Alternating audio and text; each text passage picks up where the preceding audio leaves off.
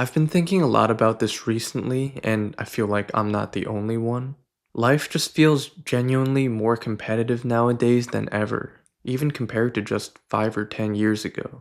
And I don't just mean in one area, I mean in literally everything, every area of life. Dating feels more competitive than ever, jobs feel more competitive than ever, even in things like politics and global conflicts, the competition is rising.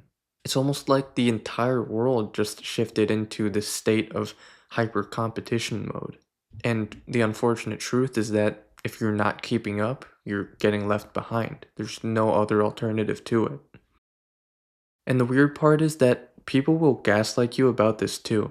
They'll say that you're just being insecure, being paranoid, being lazy, being bitter. You just need to go outside and touch some grass. And of course, yeah, you shouldn't just be all doom and gloom and you want to improve yourself and live your best life. But that doesn't mean we can't acknowledge that something has fundamentally changed, something structural. Because you can really feel it in the way the world works now. We're living in an era where being average is no longer enough. You can't just be a normal person and expect to live a good life because the system no longer rewards basic hard work. Anyways, the reason why I wanted to make this video and what I want to get into real deeply is how there's a connection in all of this. And it's not some kind of conspiracy, but if you watch till the end, you'll fully understand it. Because these areas that are getting more competitive, the job market, the dating market, even politics, these things aren't separate issues in and of themselves. They're all connected and they're all following the same underlying structure. And once you understand it, you'll better understand how to navigate this new reality we're living in.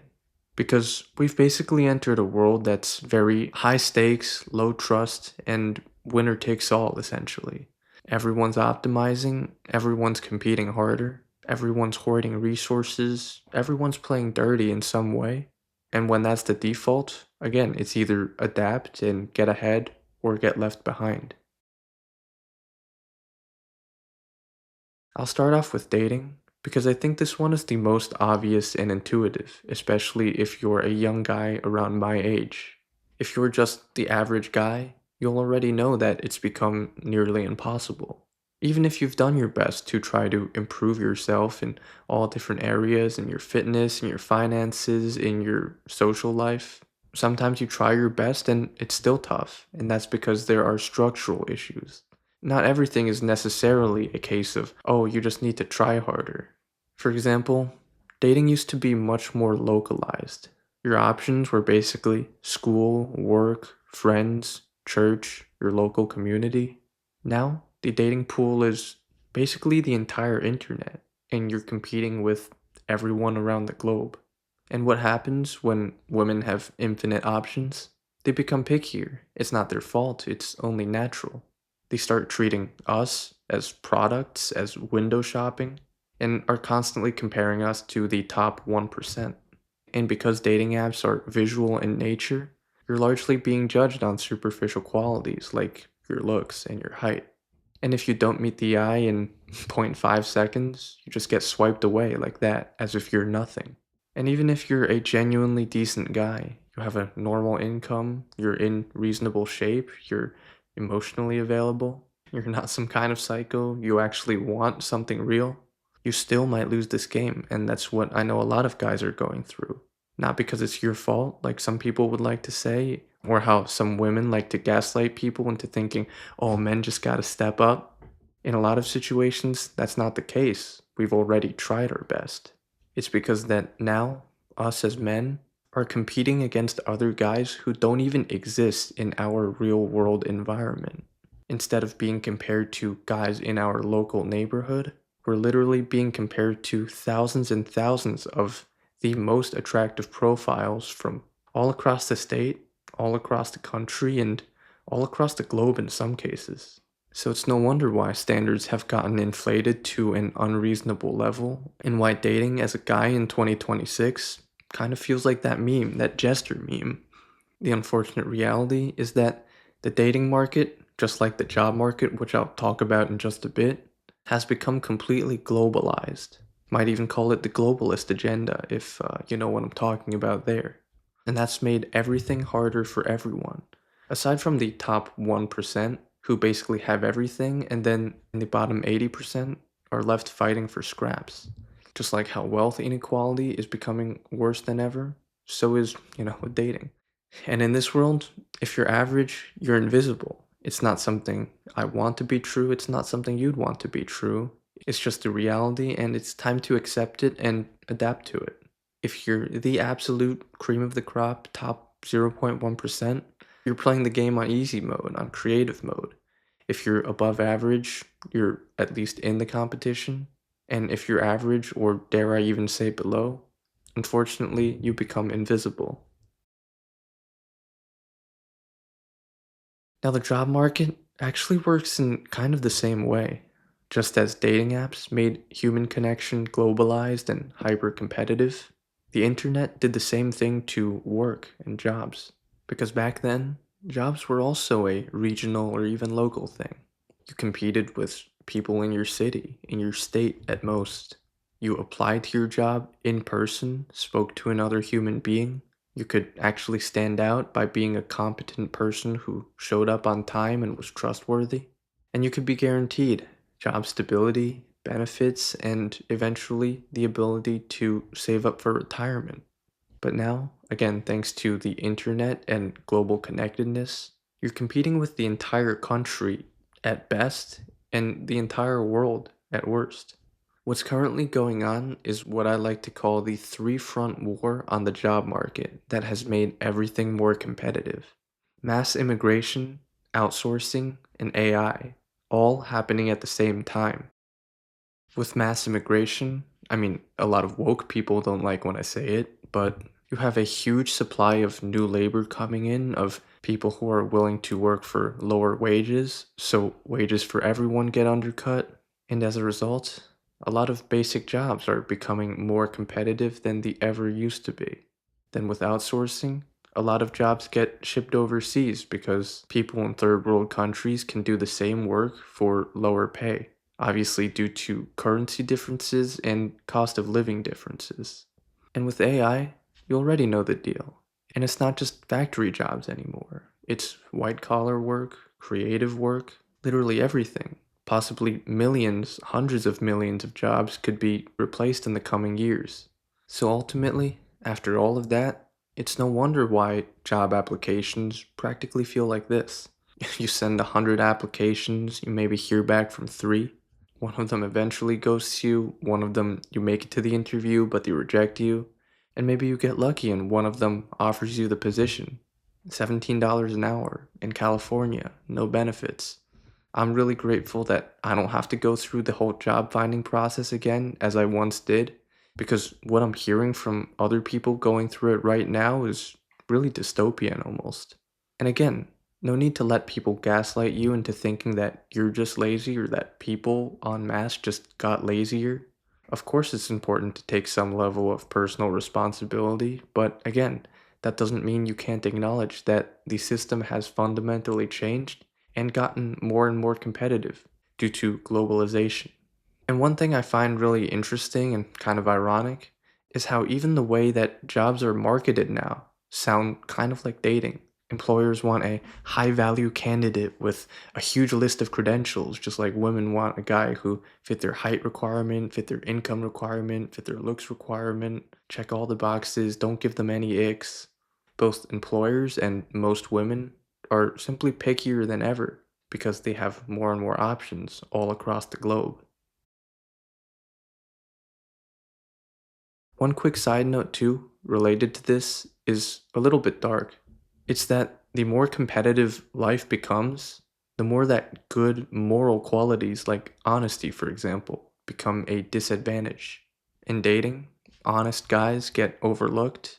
In the job market, honest candidates often get rejected because when everything becomes hyper competitive, we're now competing with people who are willing to lie harder than us to get the position. Again, whether for a woman or for an employer. Fake confidence, fake resume, fake lifestyle, fake intentions, even fake personality, fake everything.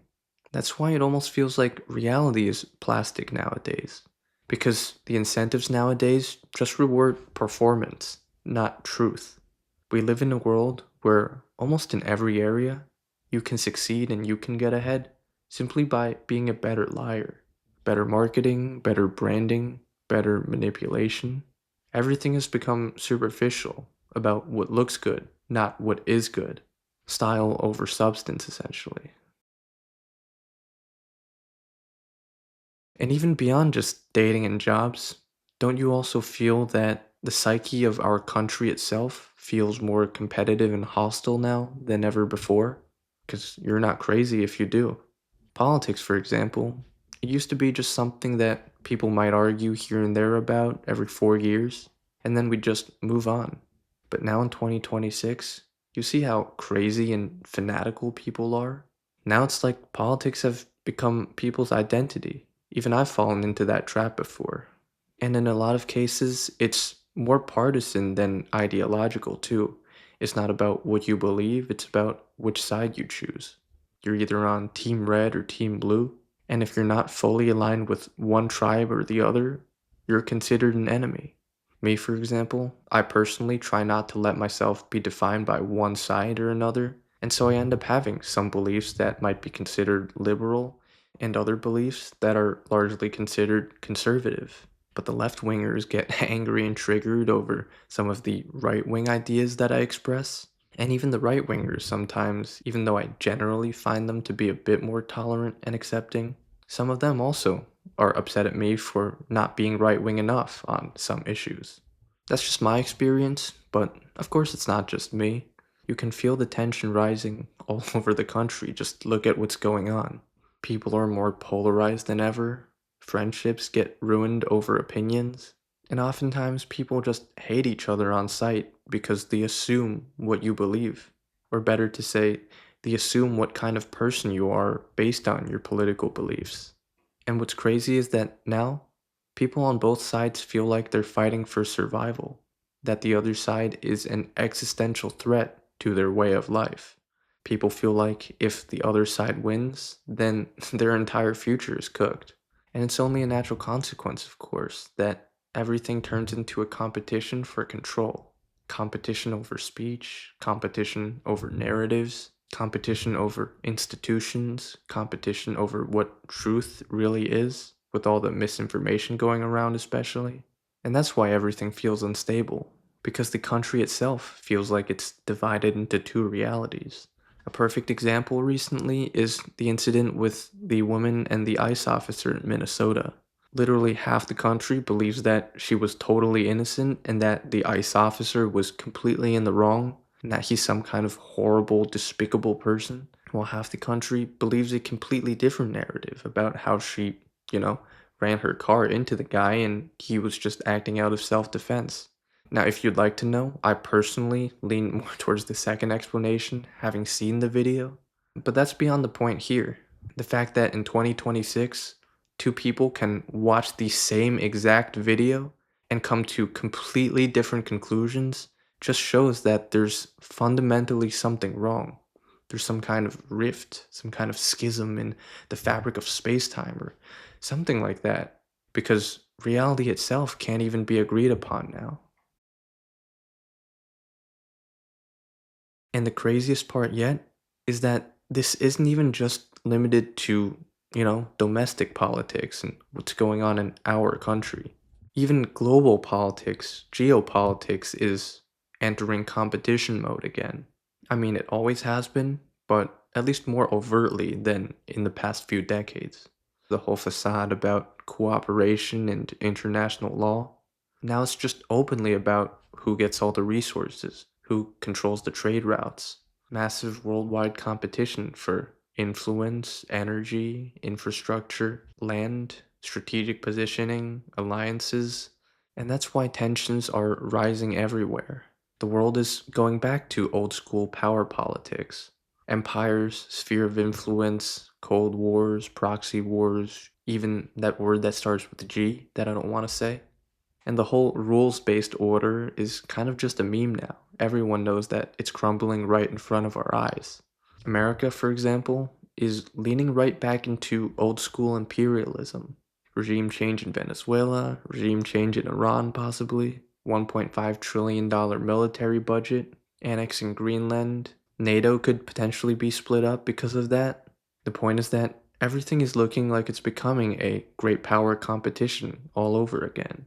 And just like how it is with the dating market and the job market, going forward, it looks like the average country is probably going to get screwed over, while the few at the top, like America, China, and Russia, are going to have all the resources and have all the land and all the technology and have everything to themselves, while the middle powers and the countries at the bottom continue to struggle and be exploited.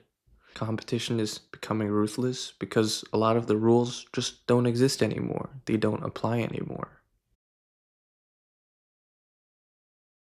So, all in all, why is literally everything becoming more competitive? Just to summarize, it's a few big underlying reasons that all conveniently stack on top of each other. First is globalization, because everything got more interconnected, which means you're competing with more people than ever before. Second is technology. For example, the internet made comparison unavoidable. Dating apps turned relationships into a marketplace. LinkedIn turned careers into a marketplace. And in this kind of marketplace, which has now been globalized, only the absolute strongest will survive, while the average person gets left behind. And a third thing I didn't explicitly mention yet is economic pressure that trickles down into making just everyday life feel more competitive. Inflation, housing costs, healthcare costs, student loan debt, wage stagnation over the years. And in general, when people feel like they're drowning financially, they tend to compete harder in everything. That's why a lot of people have even noticed that people seemingly have gotten worse, especially in the last 5 to 10 years. Another part of that reason, too, is cultural decay, because nobody trusts institutions anymore, oftentimes rightly so. Nobody believes in a shared moral code anymore. Society has become more and more atomized. And then when politics also comes into play and people don't feel like they're on the same team anymore, it's only natural that people start acting more so as enemies than as friends. All of those things combined, yeah, obviously, competition becomes the default. That's why everything feels more competitive than ever. It's not just you who feels that way, something is happening. Because, like it or not, we're now living in a world where if you're average, you'll get crushed. That's the psychological warfare of our generation. That's our battle that we're fighting. Because a lot of people, and I know this because I've talked to people around me, don't even feel like they're living anymore. You feel like they're constantly auditioning for the very things that used to be basics that were essentially guaranteed or taken for granted. Constantly auditioning for a job, constantly auditioning for love, constantly auditioning for social status and approval. It's no wonder why psychological issues like depression and anxiety are on the rise, and more people are also taking medications. It's a logical response to many of the structures of society nowadays. Now, the point of this video obviously isn't to just complain.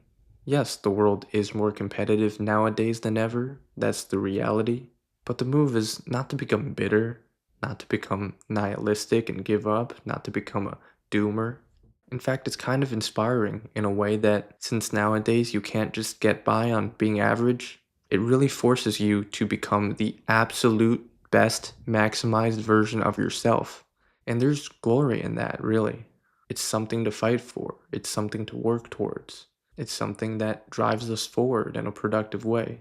Because now, it's time for us to become excellent. It's time for us to master our craft, our career, to become physically strong, to improve our social skills, to improve our mental health and spiritual grounding, even, to become more knowledgeable about the world around us, even if it means acknowledging harsh truths. Because in a world where everyone is competing ruthlessly, the worst possible place to be is to be weak and unaware.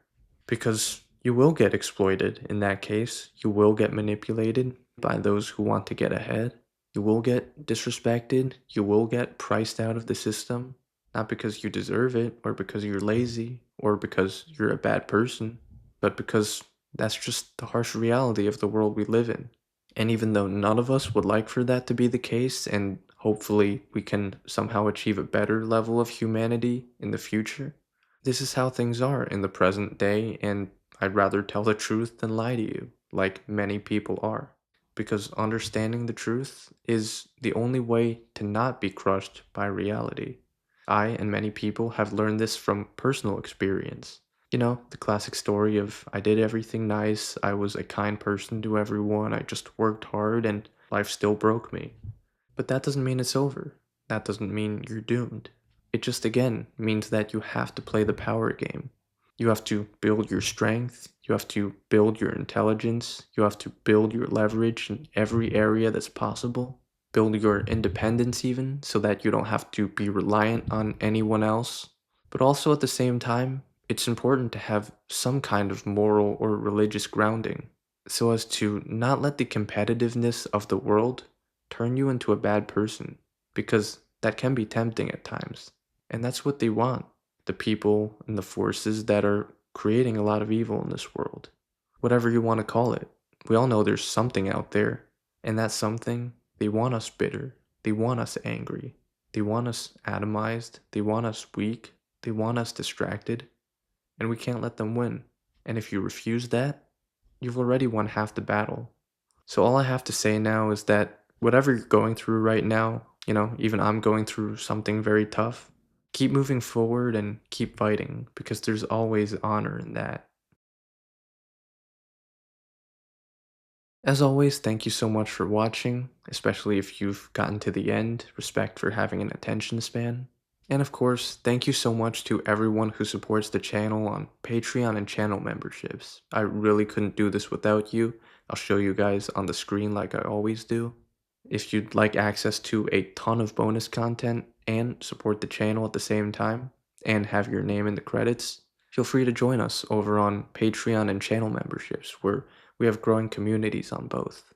On Patreon, you can message me one-on-one, start up a conversation about literally anything.